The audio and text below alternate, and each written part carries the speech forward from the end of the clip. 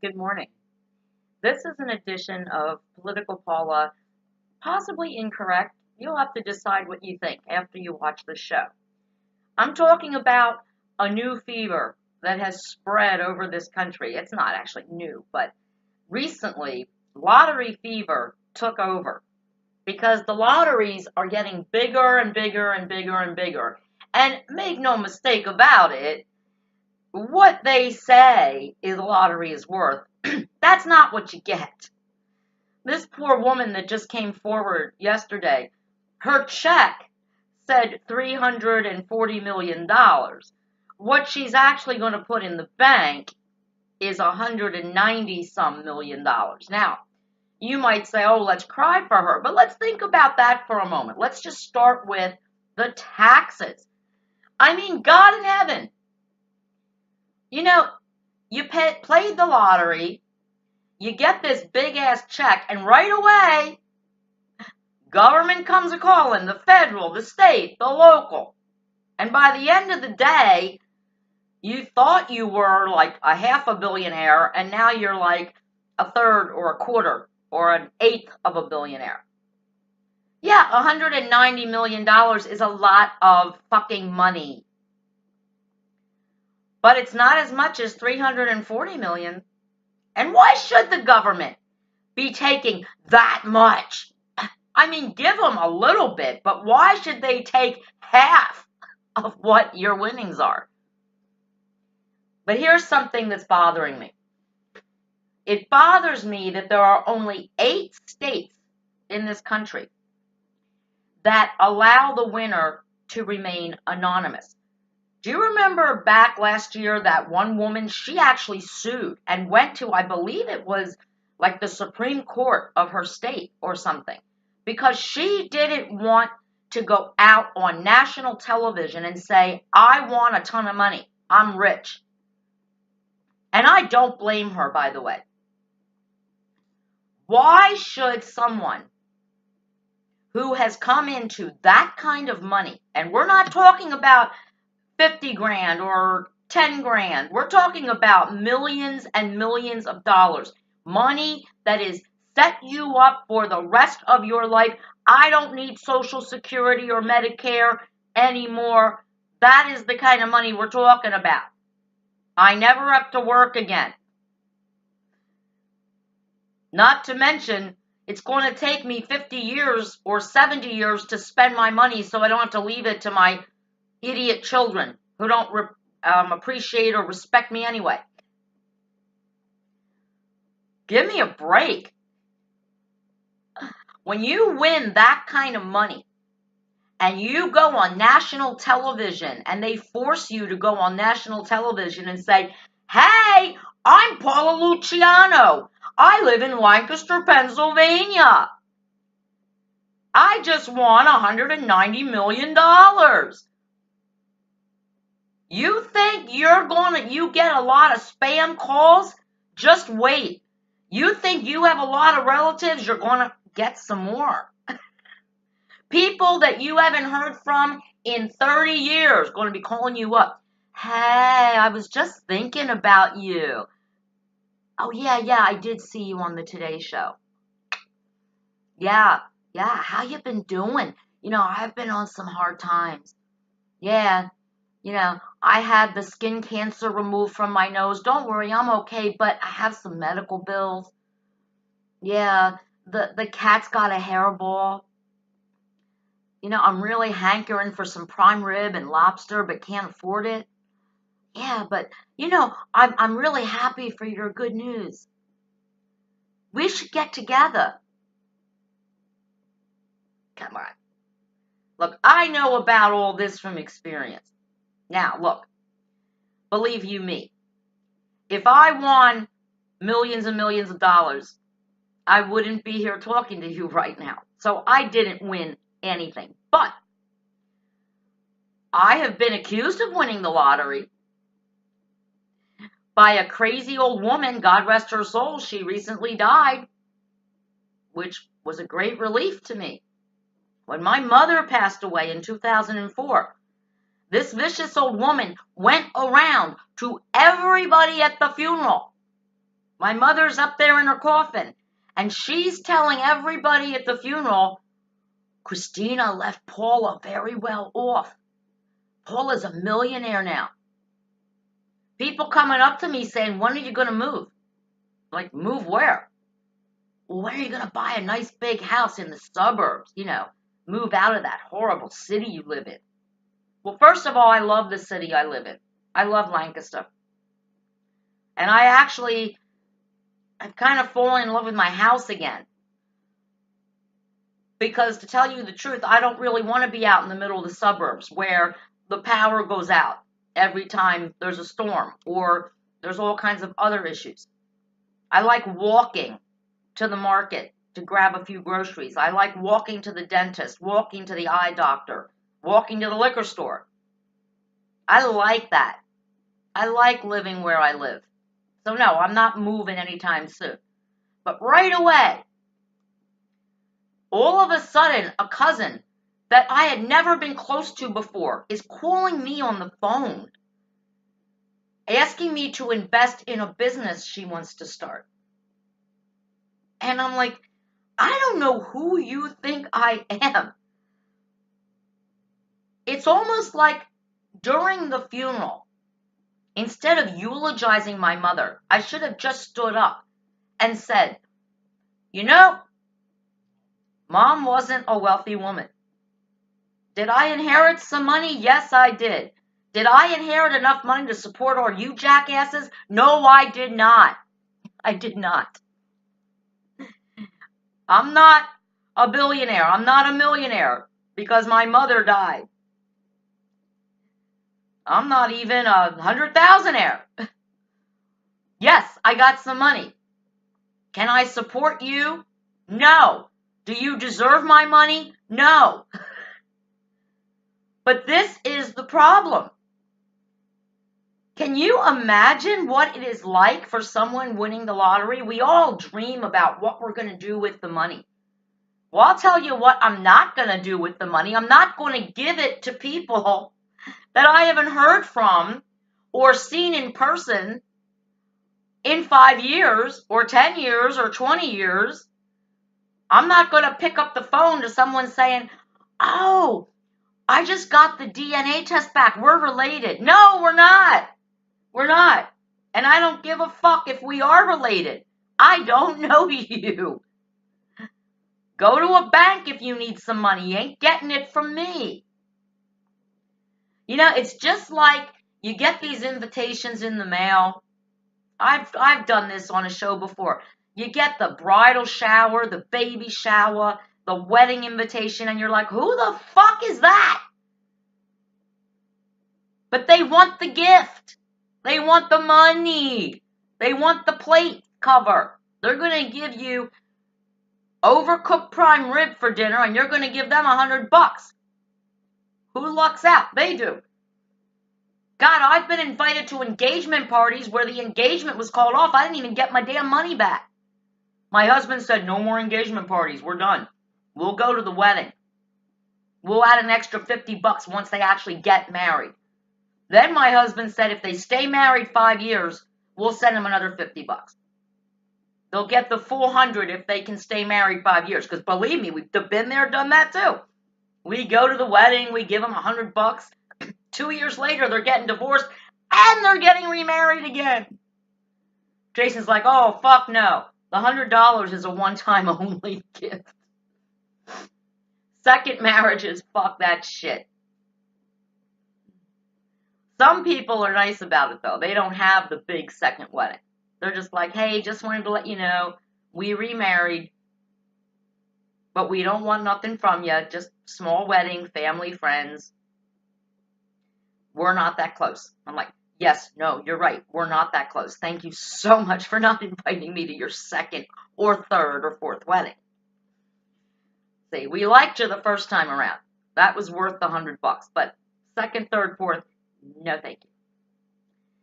I don't understand the purpose for the lottery winners being forced to go out for a press conference in public. Because what is one of the first things they tell you? Google it. Google it for yourselves. The first thing they say to you, if you win the lottery, if you have that ticket, you have the ticket, put it in a safe place and don't tell anybody that you won. Don't tell anybody. Not your BFF, not your sisters, your brothers, your parents. Don't tell anyone. And yet, in order to collect your check, all but 8 states in the United States of America force you to go on camera. Here I am. And then not only do you have your parasitical family members coming out of the closet and reintroducing themselves to you,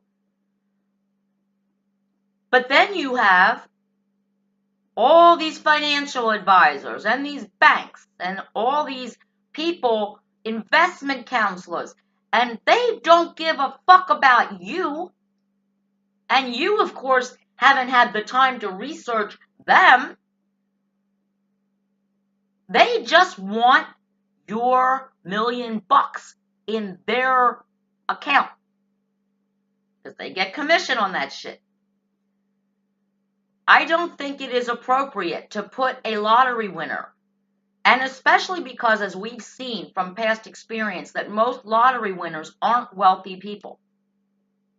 They're new to this. The recent lottery winner has been a single mother, worked hard, never had any money. Just recently, she's a grandmother now, just recently bought her first house. Can you imagine not being able to afford your first house till you're a grandmother? She did that before she won the lottery. Now I bet she wishes she had waited because she would have a bigger house now. But here's the thing.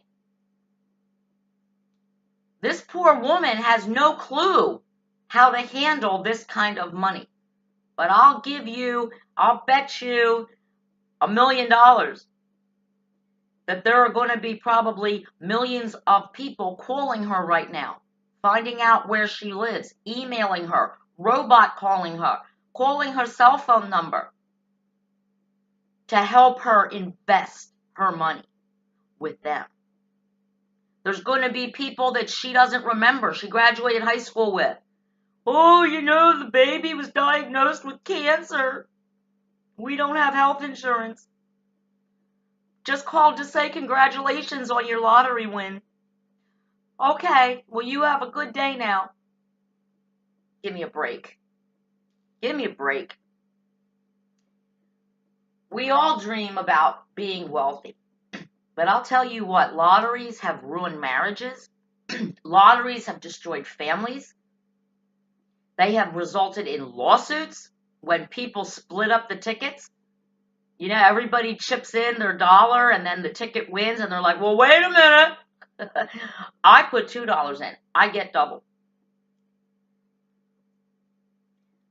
Winning a lot of money is a dream most of us have, but it can easily and quickly turn into a nightmare. And this is the reason why. Because people who have never had $100,000, let alone a couple million, have no fucking clue how to take care of that money. Here's one thing I strongly suggest you don't do. Don't start getting altruistic on everybody's ass. Don't give all the money to the church. Don't give all the money to a charity. That's just stupid. When I hear people get up and say, well, we're not quitting our jobs or nothing. We want $1,000,000. We're going to give it to the church. We're going to send it to Ethiopia to feed all the Ethiopians. Are you fucking kidding me right now? You give $1,000,000 to the Ethiopians in a year, they'll be back for more. You give $1,000,000 to any charity in America, in 2 weeks, they'll be back for more. Same thing with the churches. They're not going to stop bitching at you and begging you for money.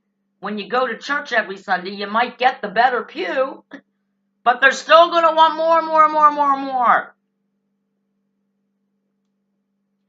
I think the people who handle lottery winnings the best are people who, for a while at least, pretend they didn't win the money, right? People who give it till the day before it expires to collect. They're getting their ducks in the row. They're kind of feeling people out. Who can I trust? Who can't I trust? Or what they do is they stick with what they already know. They don't take the cold calls from people they've never met. They don't reintroduce themselves to family members who say, oh, we should be better family, we should get together more, who just want part of your money. They stick to what they know. They stay in their house, they keep going to work every day, and then the day before the ticket expires, they come forward. But they've already talked to the few people they can trust. And I mean really, really trust. Don't promise anybody anything. For me personally, I have a financial advisor. If I win $1 million or more, I'm sticking with him. Because he was with me when I had 20 grand to invest. And he didn't upsell me, he didn't bother me, he didn't annoy me, and he has been good to me. I trust him. He's going to take care of the millions because he's taken care of the tens of thousands. And that to me earns trust. If someone keeps taking your phone calls or returning your phone call within 15 minutes of leaving a message, when you've got hardly any money invested with him, that's a good investment counselor. And he's definitely going to be answering the phone when I got a couple million invested with him. So just be cautious. But I want to know what you guys think. If you guys won $1 million or more, you won the big jackpot, would you want to go on national television and tell the entire country, and in fact the entire world, that you just became a millionaire? To be honest with you, there's probably only 2 people I would tell. 2 people. I would tell my husband if I had the ticket, and I would tell my dog. We're moving on up. That's it. And it's not that I have terrible family members or terrible friends. But once again, when my mother died, I found out. I didn't really have any money. But just the thought that I might kind of brought people into strange places. I was talking to people that I had never actually had a conversation with about things that I didn't even know they were interested in. Like having their own business. Never had any clue. People who were on welfare or disability calling me up going, I've got a business idea, but we'd have to put it in your name so I can keep getting my money from the government. I think that's disgusting. And it was really kind of fun to say, I don't know what you think I inherited, but it's not as much as you think. And trust me, even if I inherited $1 billion, I wouldn't be giving it to you. I only give my money to people who actually work for a living. People who have not lived on welfare and food stamps and made irresponsible decisions in their life. See, when you have a lot of money, you get to actually tell people what you really think of them. Because it doesn't matter if they never talk to you again. Because if you have to go public and announce to the world that you just won $198 million, you're going to have a lot of choices for friendship. Have a good weekend, everybody. Political Paula is out.